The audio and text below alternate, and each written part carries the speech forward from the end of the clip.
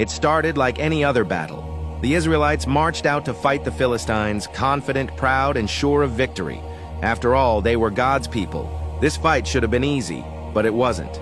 That day, 4,000 Israelite soldiers fell in battle. Confusion spread through the camp. How could they lose? Where was God? The elders gathered, and instead of turning to God with humble hearts, they turned to a symbol. "Bring the ark," they said. The Ark of the Covenant, Israel's most sacred object.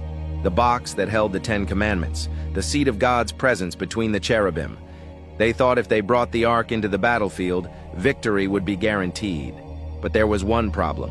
They didn't bring the ark with reverence. They brought it like a weapon, like a lucky charm, like something they could use. And the ones carrying it, Hophni and Phinehas, Eli's sons, corrupt priests, dishonest, immoral, disconnected from God. But none of that mattered to the people. The ark was here now. They thought that was enough. When the ark entered the camp, the Israelites let out a deafening roar. The ground shook with celebration. The Philistines heard it and trembled. Even they knew what the ark represented. But God was not impressed. The next day, the battle resumed, and what followed was not a victory. It was a massacre. 30,000 Israelite soldiers died. Hophni and Phinehas were killed.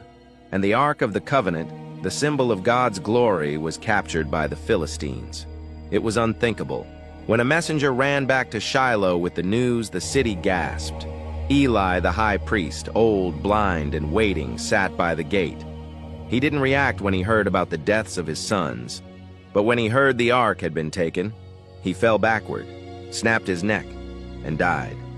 It was a dark day in Israel, but it wasn't over. Phinehas's wife, pregnant and near labor, heard the news. Her husband was dead, her father-in-law was gone, and the Ark of God was captured.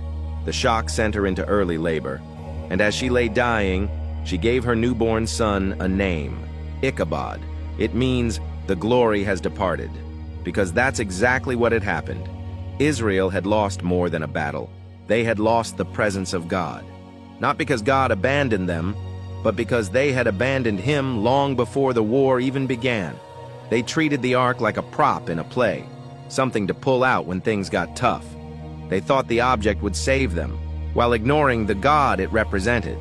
They wanted the power of God without submitting to the will of God. But God is not a genie in a box. He is holy. You see, the tragedy of Ichabod wasn't just about war or politics. It was spiritual.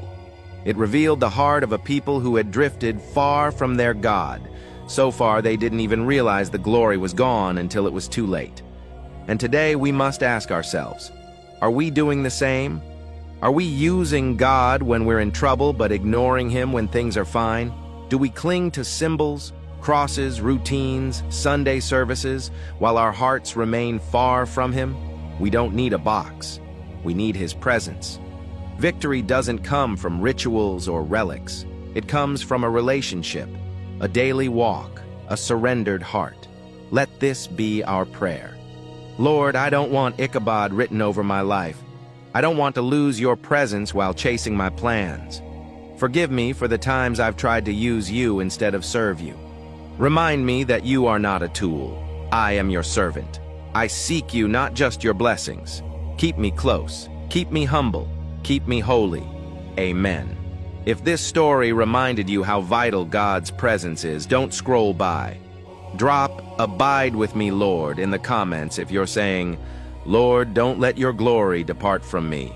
Feel free to like, share, and follow our page for more Bible stories that will stir your spirit and call you deeper into God's heart. God bless you. Amen.